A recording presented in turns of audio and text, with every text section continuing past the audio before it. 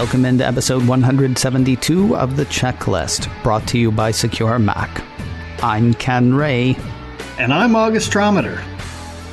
Re-examining Amazon's Ring, considering and reconsidering Apple's Cloud, and Apple does the update thing. Tune in, turn on, and enjoy this edition of The Checklist, brought to you by Secure Mac.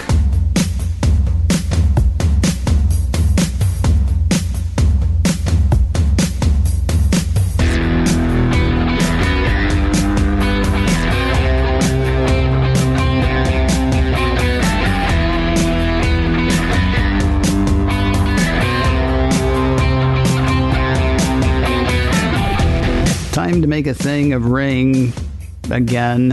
Oh, not since Facebook, August. Not since Facebook have we had a punching bag as prominent as Ring. If you don't know what they are, let me say welcome, because you must be new to this show, and also let me let Business Insider explain. Amazon acquired Ring, which makes video doorbells and home security cameras, back in 2018. The camera company has recently faced scrutiny over privacy issues, mostly around its agreements with law enforcement agencies and problems with hackers accessing the devices. Now, there is plenty of reason to wonder whether Ring is really right for you or anybody else, just in what I just read. Now, here are more reasons. The Business Insider piece I mentioned a moment ago says an Amazon engineer criticized the home security camera company Ring, saying it should be shut down immediately. The deployment of connected home security cameras that allow footage to be queried centrally are simply not compatible with a free society, Max Eliezer, an Amazon software developer engineer, said in a post published on Medium on Sunday. The privacy issues are not fixable with regulation, and there is no balance that can be struck. Ring should be shut down immediately and not brought back. Boy, what's his problem, huh? Well, I think problem number one is he needs to start looking for a new job. Yeah, probably. I would imagine. But, bottom line is a back door for the good guys is a back door for everybody. Plain and simple. And we've talked about that here multiple times. Yeah. So what he's saying is if you can access your stuff from far away, somebody else can access your stuff as well, no matter where they are or no matter who they are. Exactly. Yeah. See, we know this. I mean, we know what he's talking about. We may not agree with his assertion, or, we may trust the people at Amazon or Ring, but we do understand, I think, that if I can get my camera video from someplace else, so can anybody else. Where things get worse with Ring specifically is with a set of findings from the Electronic Frontier Foundation, or the EFF. Yeah, for starters, the EFF found that the Ring app for Android was loaded with third-party trackers. So it was sending all kinds of personal information, including names, IP addresses, which mobile carrier the user was using, and other sensitive data. And while none of that alone is a super big deal, these analytics companies take that information, combine them, and come up with what's basically a fingerprint of the user. When they can then match that up to other data they collect elsewhere. The worst part is users don't have any idea it's happening, and they don't have a way of opting out.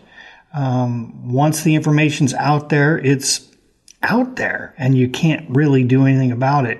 Even if a company isn't using that information in a bad way, if they get hacked, someone else can. Now, I will be honest. I tried to read through the EFF's findings. I say I'm going to be honest, but what I was going to say is I fell asleep, which was bad because I was driving. And of course, none of that's actually true.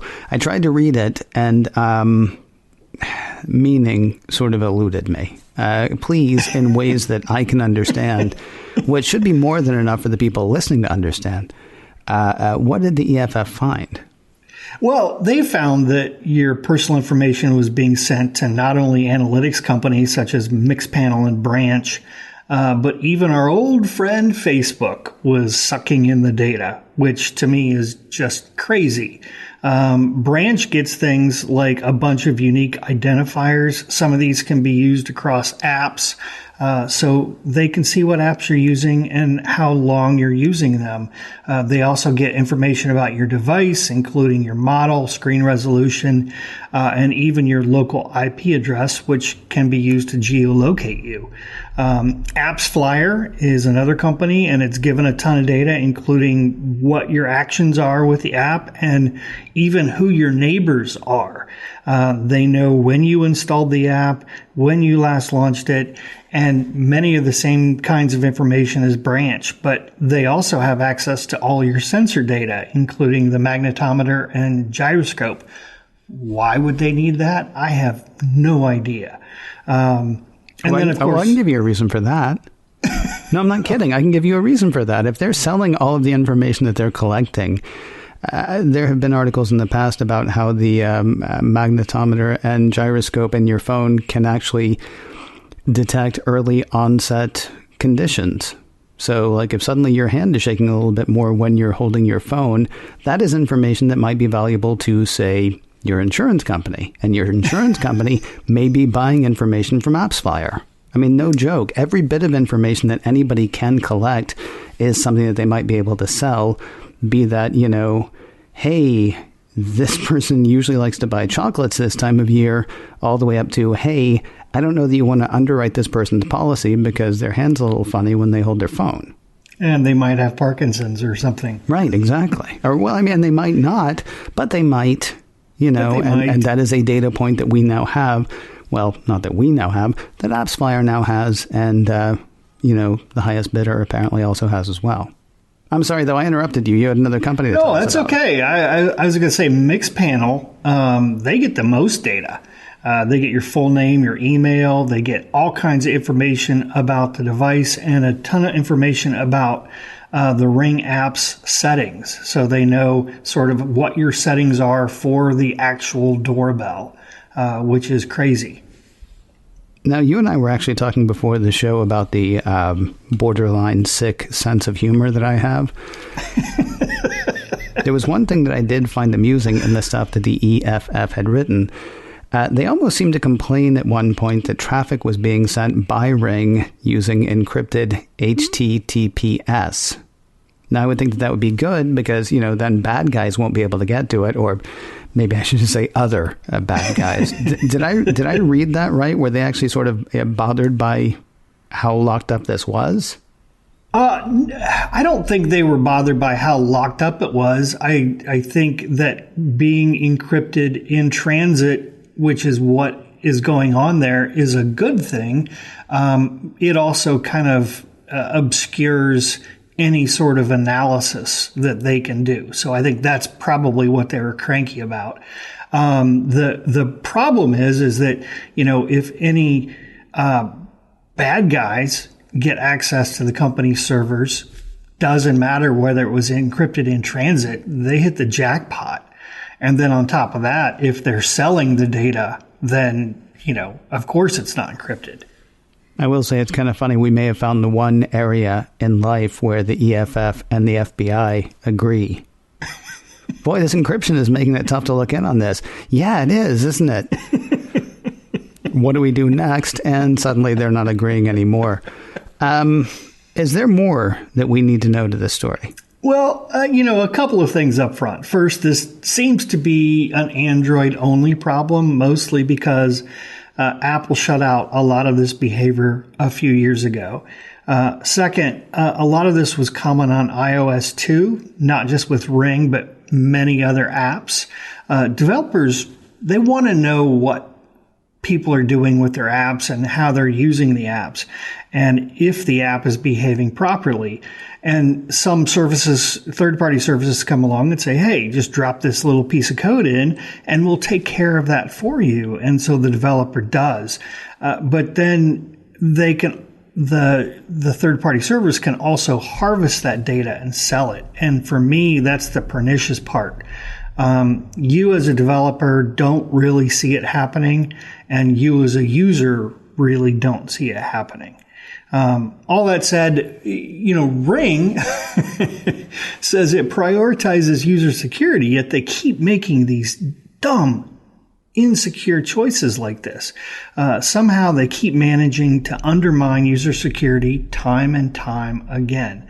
They expose your door video to the web. They know where you live, and they even know when you're home and not home. And then they give all that information away.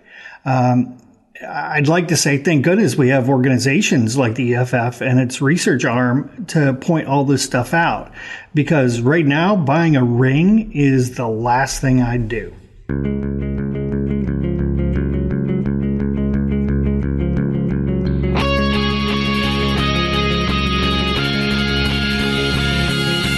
We will turn our attention to Apple in a moment, but first, a word about MacScan 3 from Secure Mac.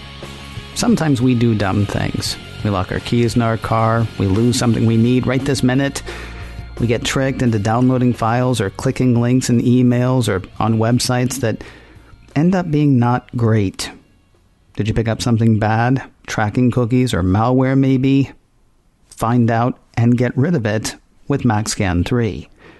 MacScan 3 is a great defense against malicious software attacks aimed at your Mac. It's developed by Secure Mac, trusted names in computer security and developers of exceptional security software for the Mac for over 20 years. MacScan 3 detects and removes Mac malware, catches keyloggers, removes tracking cookies, and provides full range or targeted scanning, all without crowding up your hard drive or slowing down your computer. Keep your machine clean with MacScan 3 from Secure Mac.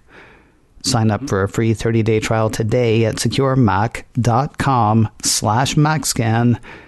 That's MacScan 3 by Secure Mac. Your 30-day free trial is waiting at securemac.com/MacScan. So last week we touched on a couple of topics tied to iCloud. One that brought front of mind the fact that info stored in iCloud is not end-to-end encrypted, and another about Apple using something akin to photo DNA to scan pictures uploaded to iCloud to search for and report images involving child exploitation. Now, some of that apparently has some people thinking that they want out of or out from under Apple's cloud service. Well, Cult of Mac has put together instructions on how to switch off iCloud backups, as well as a few things to consider before you do so.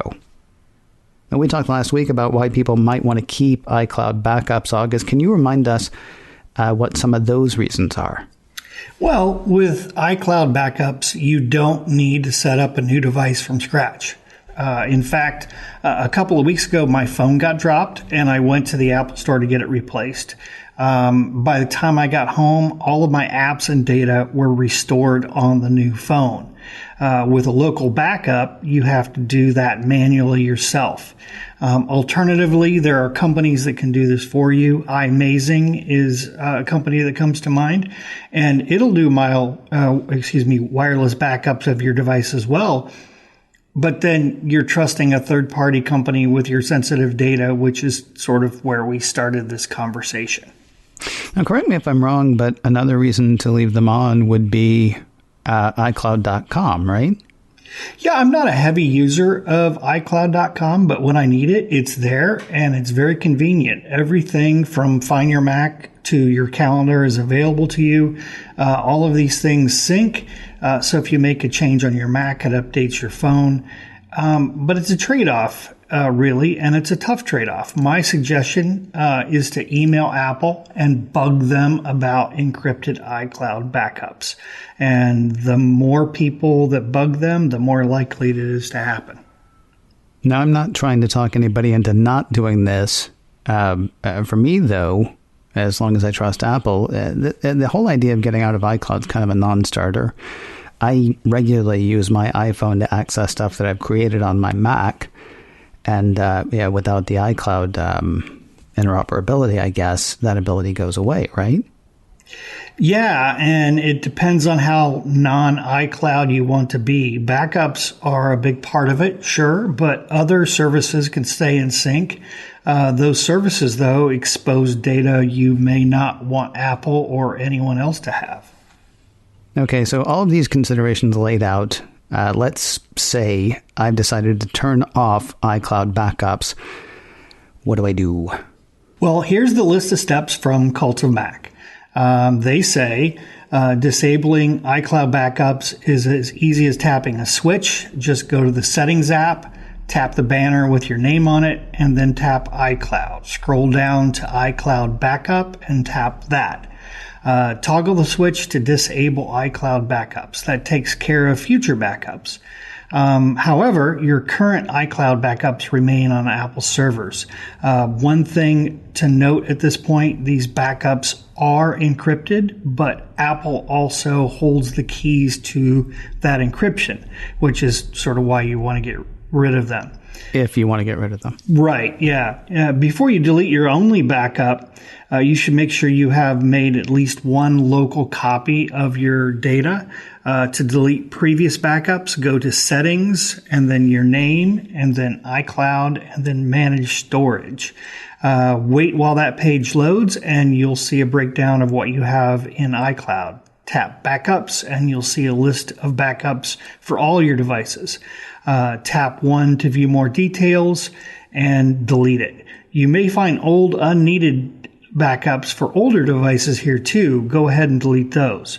You're done at that point. Just make sure you have a local encrypted backup and that backup is also backed up.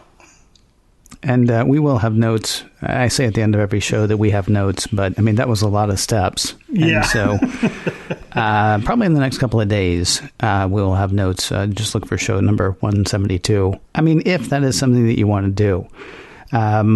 It's important to know, though, that doesn't actually take care of everything. It only takes care of most of this stuff. The piece points out that iCloud backups do not back up some things, including contacts, calendars, notes, iCloud photos, iMessages, voice memos, SMS and multimedia messages, health data, data stored in other cloud services like Gmail and Exchange Mail, Apple Mail data, Apple Pay information and settings, Face ID or Touch ID settings, and iCloud Music Library and App Store content.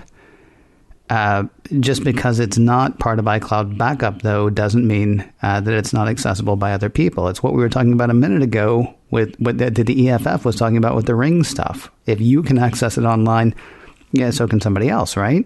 Right. And some of this data is also available to Apple, even though it's not included in your iCloud Backup. If it's accessible on the web, photos, notes, contacts, all of that stuff, then Apple can access it.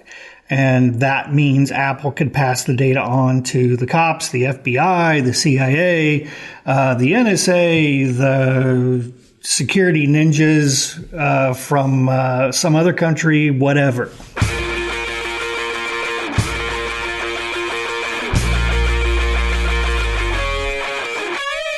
One more Apple-centric story, and it is a big one.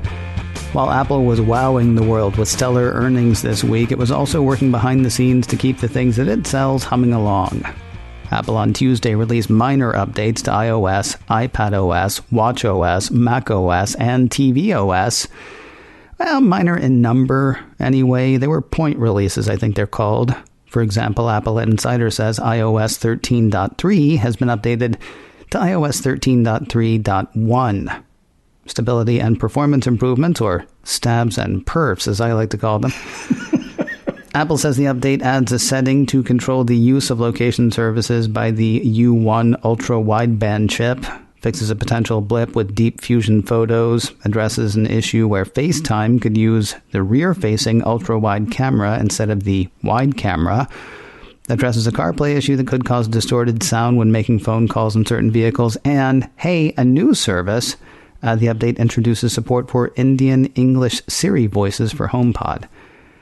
What I found interesting, actually, is in the stated features, there were a couple that, while they weren't actually fixing a security vulnerability, they did sort of address security issues. Yeah, one of their update notes says they fixed an issue in communication limits that could allow a contact to be added without entering the screen time passcode. And I believe this addresses the issue we talked about a couple of weeks back, which allowed contacts to be added even when children shouldn't be using their phone. And it likely fixes the issue where kids could add contacts that they shouldn't be adding for FaceTime messages and that kind of thing. Now, Another one that caught my eye, the update is said to resolve an issue with Mail that could cause remote images to load even when the load remote images setting is disabled. And that stuck in my head as a security thing. Is there a security issue here? Oh, absolutely. Many times spammers will send out emails that include images, and those images have unique URLs for every email sent. If the image loads on your Mac or your phone, the spammer knows the email address is valid, and they'll keep sending spam or worse, phishing emails. The best thing to do is turn off the loading of remote images and then load them manually if you trust the sender. That's what I do, and that's what I recommend people do. Apparently, there was a bug that caused this process to fail, and the image was loaded anyway, which isn't good. Similar stuff for the iPadOS 13.3.1 update. That communication limits problem that you were talking about is there. The remote images thing that we were just talking about is there. Not quite as many fixes here as in iOS, but everything here is also there as far as the stated features. For both iOS and iPadOS, Apple Security Page lists 21 security fixes. The top 2 alphabetically on the list were particularly interesting to me. Audio, this hits iPhone 6s and later, iPad Air 2 and later, iPad Mini 4 and later, and the iPod Touch 7th generation. Apple's description says an application may be able to execute arbitrary code with system privileges. Similarly, the FaceTime vulnerability addressed says a remote FaceTime user may be able to cause the local user's camera self-view to display the incorrect camera. I think the reason that this interests me is because, honestly, it's because of radio. I mean, there's a lot less physical than we think about in audio and video for computers, right? Physical signal flow is sort of dead. In other words, my mic or my camera don't attach to what they need to attach to physically. Rather, they're sensors tuned to pick up a certain type of input, route it to the proper place, or in the case of an exploit, an improper place. Am I sort of right in my assessment on that? It depends on what kind of computer you're talking about. But I think Apple has tried to separate the microphone and camera from the system. For example, I'm betting that the microphone and camera automatically shut off when you close your laptop, and it's based on the magnets in the laptop lid. So it physically disconnects because you've closed the lid. You know, I actually know people at iFixit now, and they were supposed to get back to me on that. Like a year later, they were supposed to get back to me on that. I need to call them. Sorry, I didn't mean to interrupt. It's just because it's interesting. You say, well, the camera disconnects. And I seem to remember reading that the camera probably doesn't disconnect because when your computer is closed, your computer is closed. Your camera can't see anything else because it's face down against, where your keyboard is. But that was a big deal that the microphone actually was supposed to physically disconnect. The question was how and why and all that stuff. Oh, no, I think people believe that it did. The question I had, again, because, hi, nerd, I wanted to know how it was that it was disconnecting. And apparently I get to keep wondering. Well, it's one of the reasons why the OS gives you permission requests. It helps break the boundaries so you don't need to do the tape over the camera thing. But apps with access may still have bugs, and this addresses some of those. Moving on down the line, stated fixes in macOS 10.15.3 are either video or image related. One was specifically for Apple's Pro Display XDR, and the other focused on the recently released 16-inch MacBook Pro. 27 security fixes associated with this one. August, let's play the scare game. Which one scares you most? Oh, it's pick my favorite bug fix time. I love that. There was one that caught my eye, and it allowed apps to read files outside of the gatekeeper, which is sort of the fence Apple puts around every app. To me, that's a big one because it would allow apps to see things they shouldn't see and potentially send that information elsewhere. For people who've not yet made the move to Catalina, Apple released Safari 13.0.5. A smallish 6 security items fixed here. What do I need to know? Well, like you said, it's all about Safari and web browsing, and this covers everything from address bar spoofing to potentially having malicious code executed on your computer.